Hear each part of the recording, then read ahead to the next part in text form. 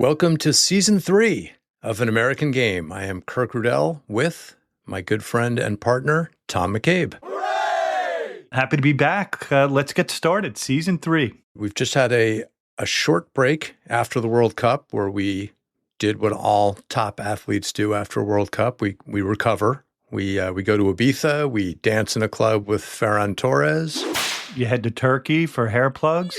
Ouch! All the usual top footballer stuff. But we're back, and we very much enjoyed our weekly World Cup check-ins. But when we started this show, we did not want to just be in the hot take business. We love the hot takes. Plenty of people have them, and we'll keep those in our group texts and try to stay a little more in our part of the park, which is history meets Hollywood with American soccer. So to kick off Season 3, we've dipped into this in other episodes, but we want to get it all down in one place because it really should be its own episode. The An American Game unified theory of what's wrong with youth soccer in the United States, how it got this way, and how it can get better. Oof, that sounds like a title of one of those self-help books. Yes, the weeks after a World Cup, usually a period of reflection, right? Navel gazing, if you will. So what's wrong? Everybody's pointing at pay to play, blah, blah, blah. But that's oversimplified. There's an element of paying to play everywhere. So what's our issue? Well, Arsene Wenger had some thoughts at a World Cup roundtable about this. Ooh, you're going to quote Arsene? Love it. His accent, please. Usually the best football players come from poor backgrounds, and so maybe there's a job to do there as well as to make it possible and available for everybody, and after to be consistent, because it's not a short-term fix. And before the World Cup, Pochettino also had a strong opinion about U.S. soccer culture. American sports reward losers, but soccer is different. If you don't have goals, you don't fight. If I lose, what happens? Nothing. Well, technically, neither is wrong, but neither is nearly as right as they think they are, which is a problem when one of them just got a huge raise to keep coaching the United States men's national team. By the way, if you think Pochettino will be coaching the U.S. at the 2030 World Cup, we have a limited edition An American Game Bored Ape NFT to sell you. Honestly, we are a little tired of foreigners diagnosing U.S. soccer problems. It's the easiest thing for a European or South American to do is say, the U.S., it will take you decades to catch up. You're a little backwater and you don't get it. And the problem is, traditionally, U.S. soccer hears that and is so insecure that we go, you're right, tell us what to do. Who should we hire? What consultant should we get?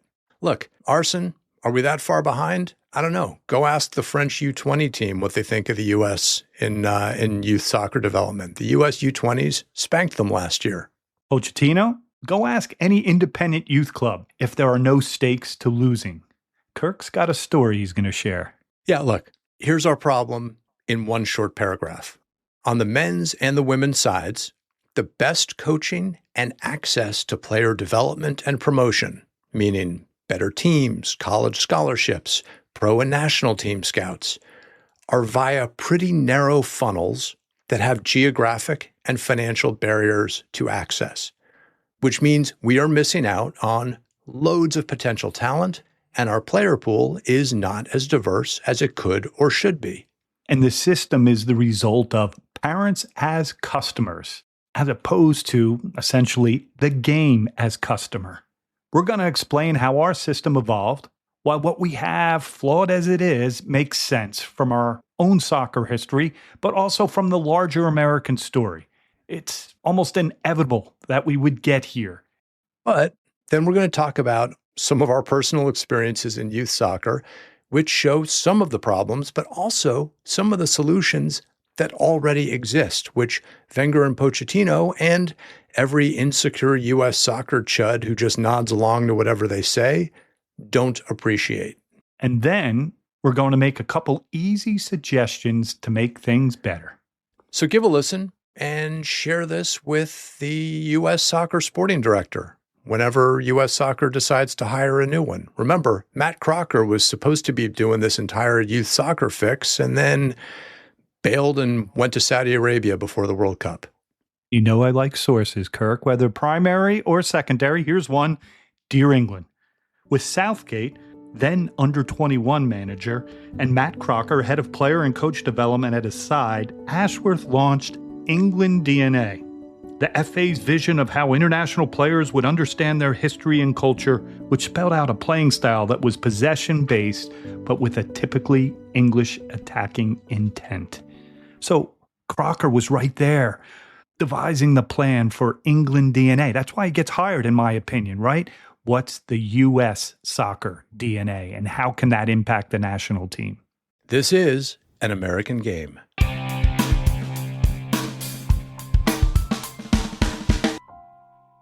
Okay, so what the world seems to agree on, and what most U.S. soccer people seem to agree on, is that U.S. soccer is different than the rest of the world and broken in some fundamental way, and that we need to figure out how to fix it. But to understand the fix, we think it helps to understand how we got here. And one thing that's important to understand is that, and I'm going to turn this over to the historian, but for the first 70 years or so of soccer in the U.S., the game here looked the same as it did everywhere else. Yeah, it was a city game. It was a game for immigrants, right? So we see this intersection of immigration, industry, and sport, just like anywhere else in the world, right? So we've got immigrants coming, settling in these enclaves. They have social clubs. They have soccer teams.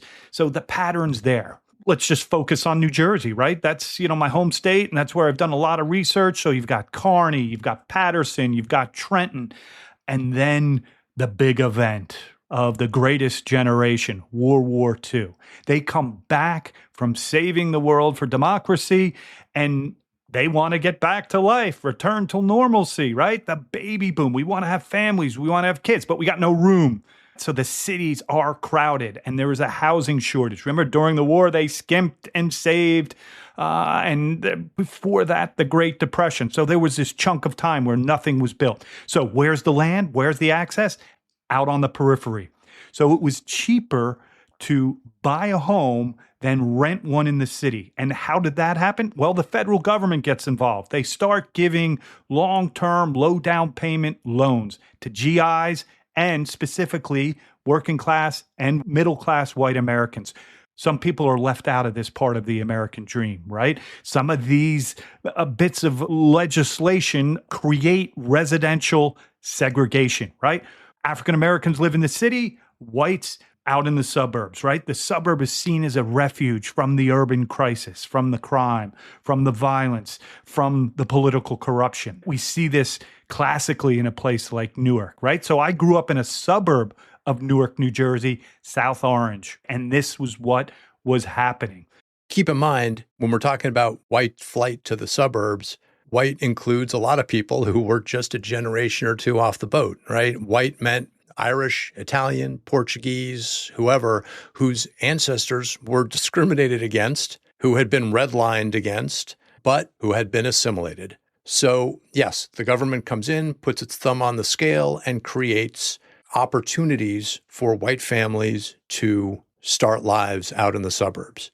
And what's interesting is they take this un-American and foreign sport and bring it to the suburbs. And the game, in my opinion, becomes American out in these crabgrass frontiers, these suburban subdivisions that I grew up in.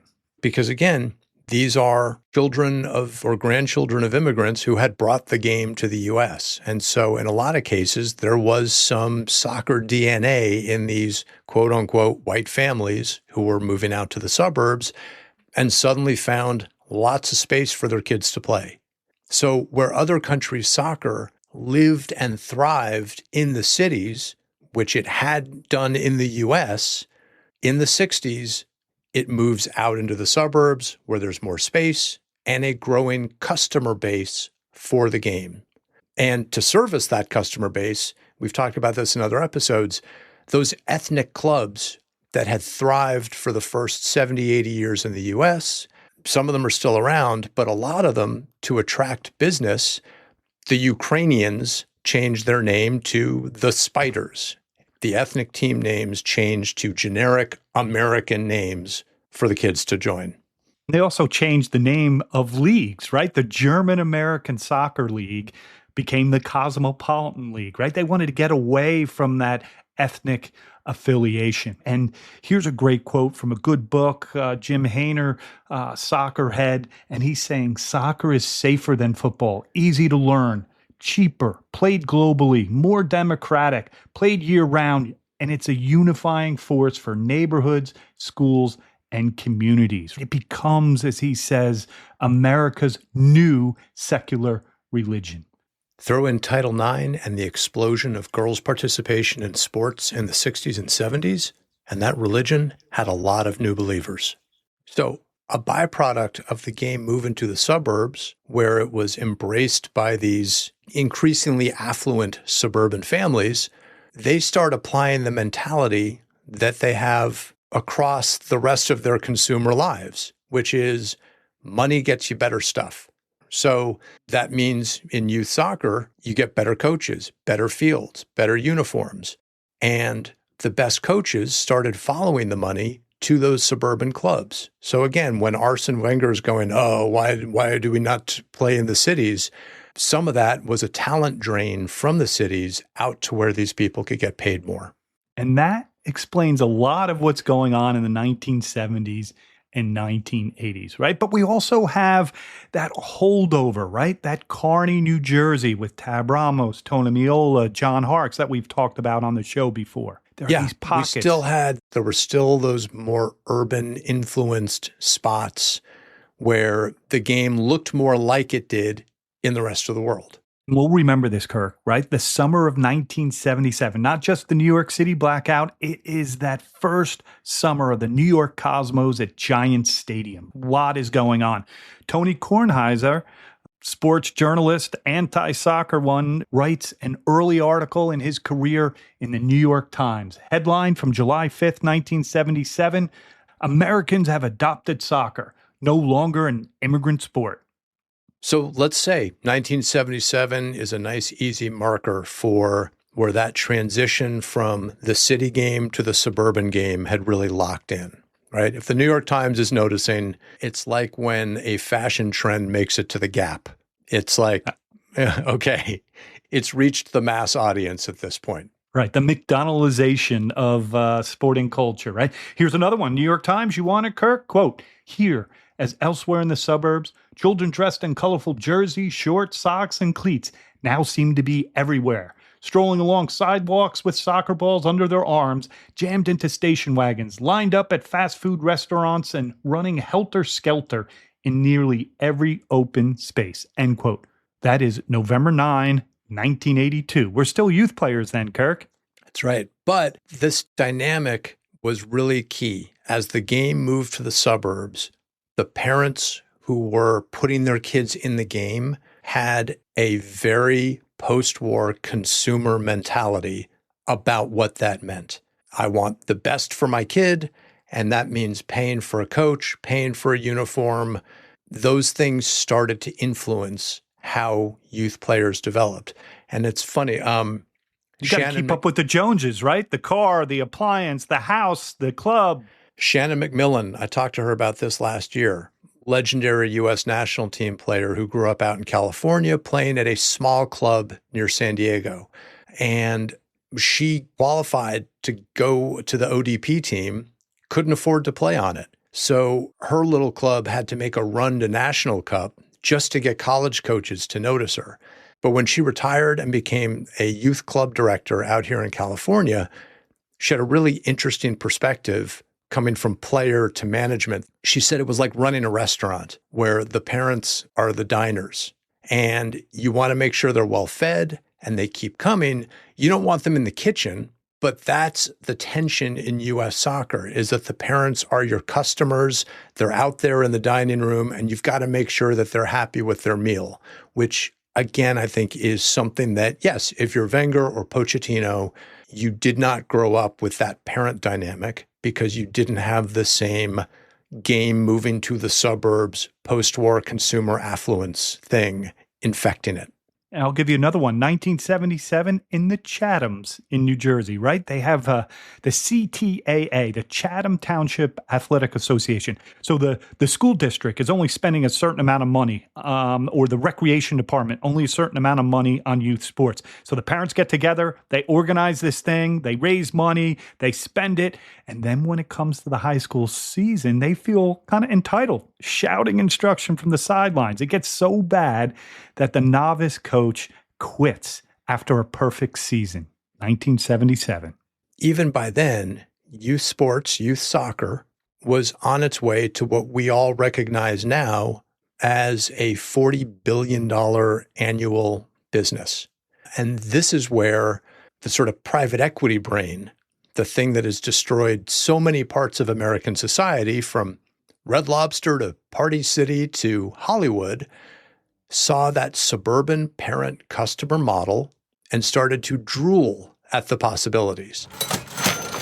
We're going to circle back to, those private equity bros that Kirk loves to beat up when we get into how to fix this mess. But that's how we got here.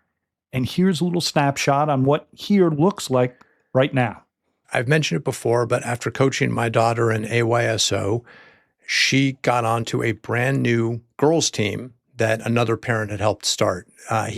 That parent had played in an adult league out in LA with this 20-something from Indiana named Jacob Tudela. And he'd never coached a girls team before, but he was asked if he was up for taking on a group of 8-year-olds.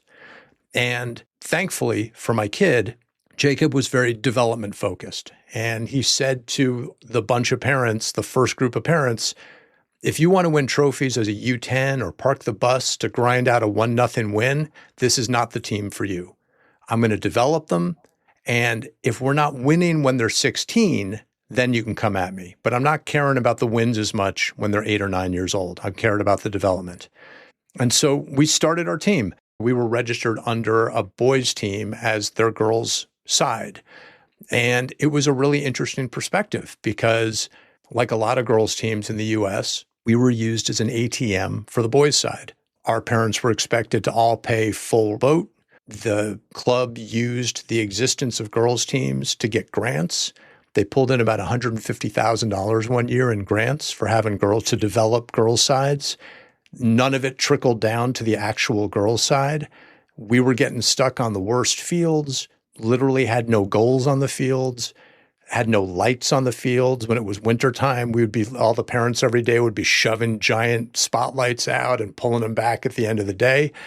And by this point, the guy who had started the team had moved, had handed it over to me, and we decided to just start a girls' club and try to do the best practices we could do as a little independent club. And one of the things we wanted to do was build it in the middle of a city and to make our club look like Los Angeles and make it so that every girl who wanted to play could play. That was hard.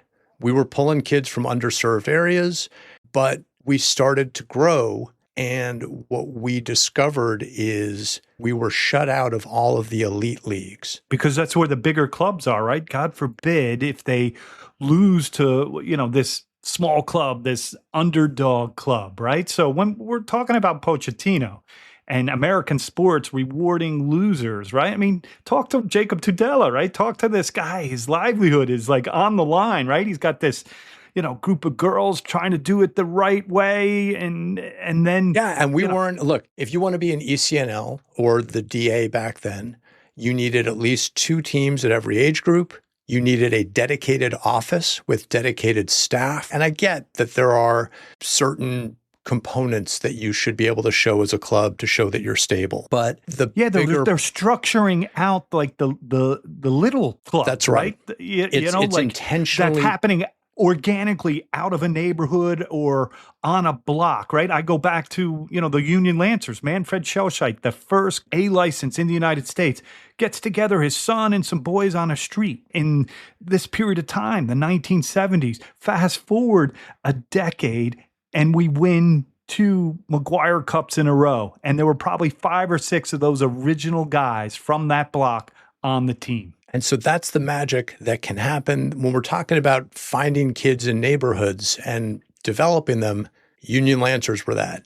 Tudela was that. The team started getting good. Parents would come to try out and go, we love what you're doing. Your development looks really good, but you're a little independent club. How are colleges going to notice you? This ECNL club is promising us a pathway to college showcases, to going pro, to the national team, whatever. You guys can't provide that. And so that's exactly right, Tom.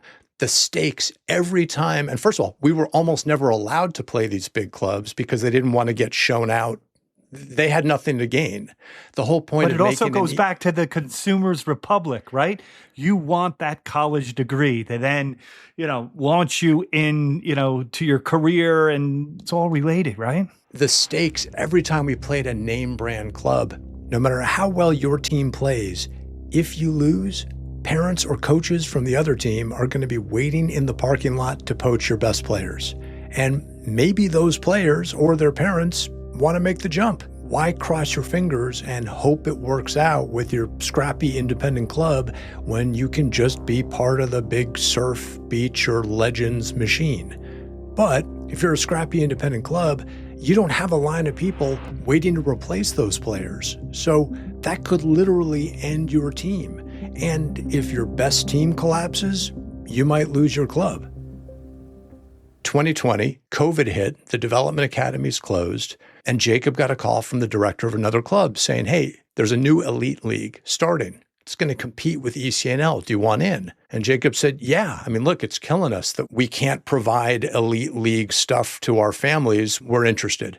Heard nothing. And then a couple months later, the GA was announced. And it was another closed league that had cut us out because one of the founding clubs was in Los Angeles and didn't want to have us as competition. And it would be a lot easier to just poach anybody who wanted access to the GA college recruiting pipeline. I remember hearing these stories from you, right? I'm talking to you while this happening, right? And I'm kind of like, they'll find the good players, right? But this access issue, the right tournaments in front of the right coaches, there's a real pressure there. Look, we were faking it till we made it. And when we finally got invited to apply to the GA, Jacob and I had a Zoom with Leslie Gallimore, who was the commissioner of the league, who was a really smart, respected soccer person, and then a few other people on their admissions committee, one of whom was the director of a club out in Los Angeles, whose camera was off for the entire conversation as we're talking about our commitment to development and how we had built the club and blah, blah, blah. But that's not what they want to hear, and that's not what they need, right? What do they need for you to get into that? So that's it. So we're done, and it seems like we've had a good call, and then the guy finally turns his camera on. He hasn't spoken. We haven't seen him. He hasn't spoken. He's got an English accent, so obviously he's an expert in the game. English youth soccer coaches ruining the game in the United States since the 1970s. So this guy brings his full accent out and says, yeah, your older teams are good, but I'm concerned your club isn't going to be strong enough for the competition of the GA. For example, I just looked up your U10 team's league record last season. I mean, come on, U10 league record? He's missing the point. Everything we had just talked about. And Leslie Gallimore jumped in to say that she'd actually found our whole development thing very important, but a week later, we had been rejected. And I stepped away from the club a few years ago. I was succeeded by Mario Thompson, Alyssa and Giselle's dad. His daughter Zoe. I think I've heard of him, right? Right? Yeah. A pretty good soccer family. And his daughter Zoe is at Tudela and has been there for years. Apparently the GA is still not letting the club join, which is not helping the GA, because bringing in competitive independent clubs would have been a way to make it more than just ECNL light. And I will say my daughter's team, that first team that we did, got recruited more than any ECNL or GA team in Southern California that I could think of that year. And that's because they were doing the development right? And there are plenty of other Tudelas across the country, right? They have obstacles, they have barriers, right? That's exactly it. This is not just about, my kid's club was good. It's my kid's club was the kind of club that is out there that is constantly fighting off mega clubs, private equity brain mega clubs that are more interested in squeezing as much as they can, 30-person rosters, or 2 teams, the elite team and the elite plus team, or whatever you can do to try to get these parents as consumers to spend $5 to $10 grand a year to put a patch on their kid's shirt and brag to their friends at dinner parties about how good their kid's soccer team is, when the actual development is an afterthought. So we're going to blame all this on the Federal Highway Act of the 1950s, right? And the it's a building straight of all line these from one to the other. subdivisions. Right, That's it. right. Okay, so that's how we got here, right? We want to, have a remedy. How are we going to make this better, right? So let's take MLS next. They're developing some really good players. I mean, just this week, some of them are headed to Europe, the ultimate testing ground. One of your favorites from Real Salt Lake, Javier Agoso, right? And there's lots of money in this. Too much to put the kind of super club, mega club toothpaste back in the tube. U.S. Soccer and these state associations can't force the private clubs to give up some of their power, some of their influence, some of their money, right? To open up the gates. That's exactly right. There's a point where the market is hard to fight. But the way we think of it is, remember how we talked about private equity, my favorite target. Yes. Private equity has also spent $1 trillion over the last decade investing in healthcare. U.S. youth soccer is kind of like our healthcare system, which is now dominated by private hospitals and medical groups that gatekeep who they treat and don't provide better care for most patients, even as they churn cash for investors. And so what we need for U.S. youth soccer is a public option. We need youth soccer Medicare for all. Obamacare for the American youth soccer movement. So U.S. soccer has to help boost the state associations back up. Let's go local, right? There is this tradition of localism in United States history. So let's put some shine back on the stuff like ODP and, the National Junior Cups, which there are too many tournaments now, right? It's the Styrofoam Cup. It's the Cherry Bowl. It's, whatever. The college coaches aren't showing up. They're only showing up for a few select tournaments. Which we get. Look, athletic budgets have been cut across the country, and some of that came from COVID. Honestly, some of that comes from the federal government deciding to starve grants from universities that won't pledge allegiance to whatever the sort of Trump right-wing educational manifesto is. Our alma mater, Princeton, lost hundreds of millions of dollars in federal funds, which it needs to make up in other ways. Come on, Princeton's got the money, Kirk. But, does it cost the assistant coaches a trip every year? It does. Fair. Are they coming to the West Coast as often? They're not. I had coaches years ago telling me, even post-COVID, if your kids want to get scouted in California, if they want to get scouted by East Coast schools, you got to come and fly to an East Coast showcase. We're not coming out to Surf Cup anymore. We just can't afford it. And I know there's still ODP. U.S. Soccer has a nice shiny webpage about ODP and regional stuff and state stuff, which is great. And, we're not inventing that as a thing U.S. Soccer needs to support. But from personal experience, if the kids are looking to get scouted for colleges or pro opportunities, the scouts and the coaches are not at those events the way they are at the ECNL finals, the MLS Cup stuff. And so U.S. Soccer needs to make a bigger investment, not just in putting those events on, but making them accessible for coaches and scouts, because then the teams will follow. The kids will actually get results from going. The game needs to be the customer, right? I mean, how do we best serve the development of the game in the country? We identify the best possible kids wherever they are, whoever their parents are, like divide the country up and build centers, stock it with good coaching and scouting, and then let those players find their way. I mean, then we've got to pair that with the solidarity payments for clubs who develop the good players, right? Reward that. That's the way it's done in the rest of the world. Yeah. And by the way, talking about localism, we were applying to get into the GA. I had very mixed feelings about that because the Southern California teams in the GA were put in a league with teams from Utah and Arizona. So the reward for getting into the GA was going to be traveling from Southern California to Utah and Arizona for league games, which is insane when there is better competition within 30 miles of our training field. Same thing happens on the East Coast.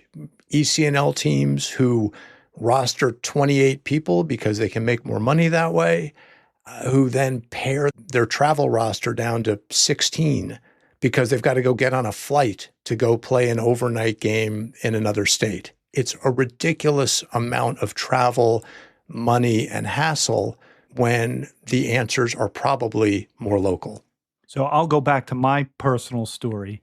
Senior in high school, I go and train with the Union Lancers over the course of 2 weeks. And then Manfred Schelscheit says, come to the house, bring $80. I bring $80. I fill out some forms. I got my birth certificate, a little picture, and that was it. And then I think we went to one tournament, the Potomac Cup. We never lost a game in 2 years, an official game. We would play under 23 teams. This was an under 19 team, and we would lose occasionally. But it was so local. It was so cheap. And it's some of the best football I've ever been a part of. Legendary teams that generated legendary players who are still shaping the game all over the country. Our old friend Jim Barlow, men's coach at Princeton, number 2 in the country last year. I think they were preseason number 8 this year, something like that. We had a prime away from Mercer United, right? You know, he didn't want to leave Mercer County. That's where Princeton is as well. But we got him to come north, and boy, did he run that midfield for us with Richie Williams. So again, what we're looking at is the fix to U.S. youth soccer is unwinding decades of private money that have been shaping the youth soccer landscape. And you're not going to get that private money to voluntarily withdraw. So U.S. soccer needs to take some of that World Cup windfall that they got and spend smart, but spend big. Because right, that's going to be the legacy, right? I mean, people are asking, what's the legacy? What's this? What's that? I mean, the legacy of 1994 said over and over and over again is Major League Soccer, right? What's the legacy of this? Let's connect it to something we said before the World Cup happened. And this is, I think, a good take, a smart take. The private sector can do things, sure, but it can never scale up the way the government can build interstate highways, scale up green energy, all stuff that has been devalued in the last few years. Look where that's gotten us. So we need U.S. soccer to impose itself on the soccer landscape. Yeah, we pay taxes for services that the federal government provides. In that same way, U.S. soccer, we bought World Cup tickets that put money in your coffers. You can do things that the local mega clubs can't and won't do. So how did we get here? Post-war, suburban sprawl, GI Bills, redlining, blah, blah, blah. What's the problem? We have a lot of great youth soccer players. We're doing pretty well as a soccer country. We could do a lot better. We could pick up a lot of people that we've been missing. How do we get there? The game is the best teacher, as Manfred Schelscheit always says. And the game has to be the customer, not the parents.